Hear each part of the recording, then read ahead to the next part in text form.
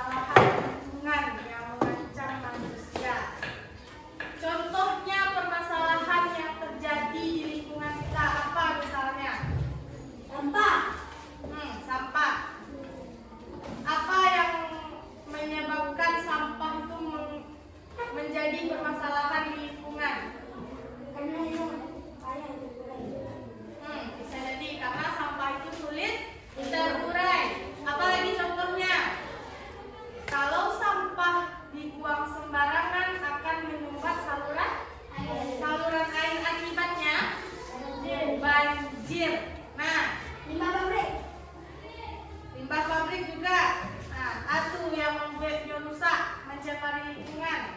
Karena Zat kimia. zat kimia. Terus coba dilihat permasalahan lingkungan mengancam kehidupan manusia. Yang pertama ada interaksi manusia dan lingkungan di bumi. Nah, tengok buku. Halaman 160. Sudah? Zat. Nah, yang pertama ada apa? Interaksi manusia dan lingkungan di bumi. Interaksi manusia dan lingkungan di bumi. Manusia dan lingkungan itu saling berkaitan. Interaksi manusia dan lingkungan alam di bumi dibedakan menjadi dua. Nah, siapa yang tahu? Apa yang pertama? Interaksi yang membuat manusia menyesuaikan diri dengan alam. Nah, interaksi yang membuat manusia menyesuaikan diri dengan alam. Apa contohnya? Misalnya, para petani harus menyesuaikan suatu tanam agar tanaman dapat tumbuh dengan baik atau para nelayan harus menyesuaikan keadaan cuaca agar mendapat tangkapan ikan yang banyak dan terhindar dari bencana. Kalau misalkan nelayan itu dia berlayar pada musim hujan, apa yang akan terjadi kira-kira? Ini aku, orang. Akan terjadi badai misalnya di tengah laut. Jadi dia akan tenggelam ataupun tidak ada tangkapan ikan karena air besar. Nah, apa yang kedua? Interaksi yang membuat manusia memanfaatkan alam. Interaksi yang membuat manusia memanfaatkan alam. Apa contohnya?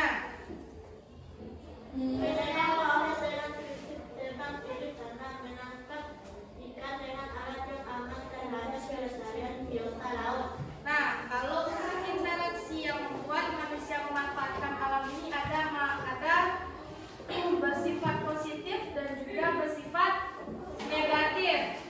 Kalau misalkan kita menebang pohon secara sembarangan, apa akibat negatifnya? Hutan menjadi gundul. Hutan menjadi gundul, akan terjadi longsor. Nah, apabila interaksi yang terjalin bersifat negatif akan menimbulkan berbagai permasalahan di lingkungan. Misalnya, ketika seseorang ingin menangkap ikan di laut untuk memenuhi kebutuhannya, dia melakukan perbuatan yang buruk seperti menggunakan pukat harimau, bom atau racun. Kalau misalkan kita menggunakan bom untuk menangkap ikan, apa yang terjadi? Ikan poni. Nah, ikan-ikan yang belum patut untuk diambil, dia akan mati seperti anak ikan. Anak ikan itu kan patut untuk diambil itu. Nah, bisa dia besar dulu, baru bisa diambil.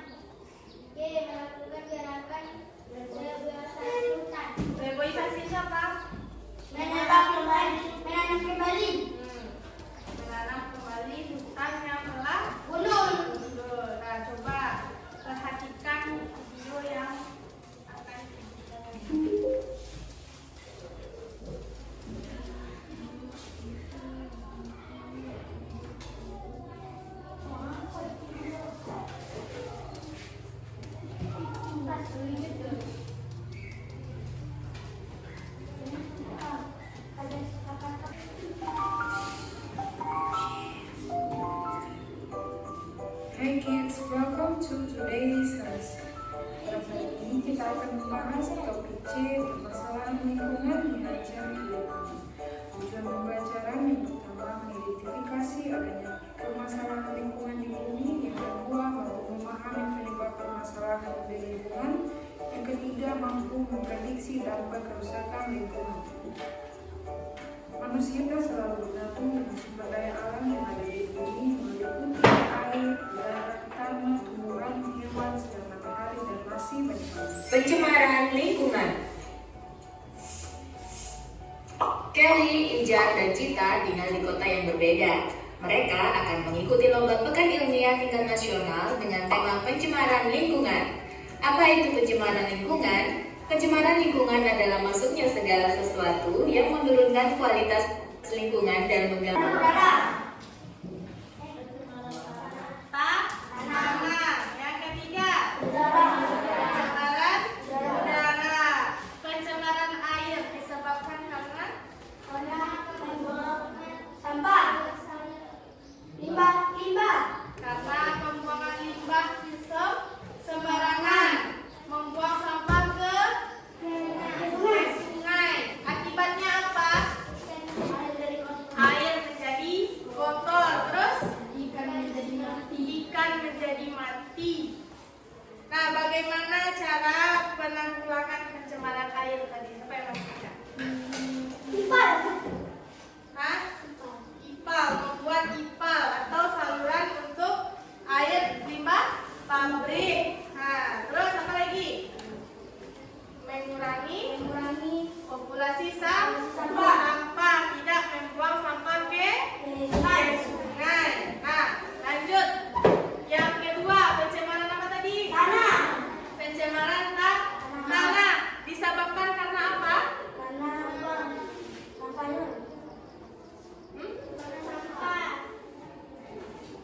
Pencemaran tanah karena apa tadi? Mana sampah tuh?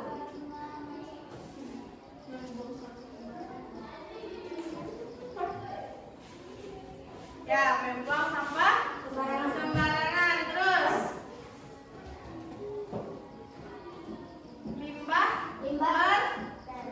limbah pertambangan tadi. Nah, apa akibat dari pencemaran tanah?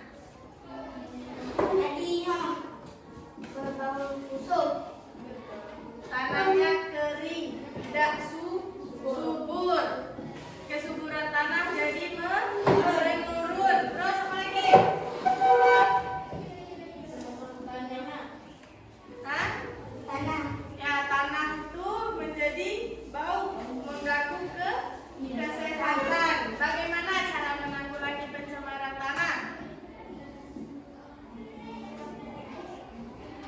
Melakukan remediasi katanya tadi.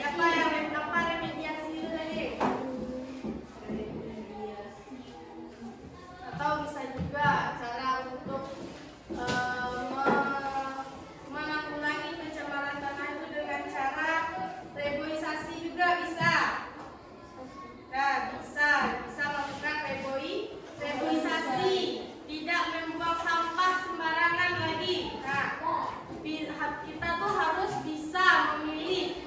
Makanya di tong sampah itu ada berbagai jenis tong sampah. Ada untuk sampah kering, ada untuk sampah basah, ada untuk sampah yang tidak bisa didaur ulang, atau sampah medis. Makanya tong sampah itu banyak. Coba dilihat kalau di puskesmas atau di rumah sakit pasti ada 3 warna tong sampahnya.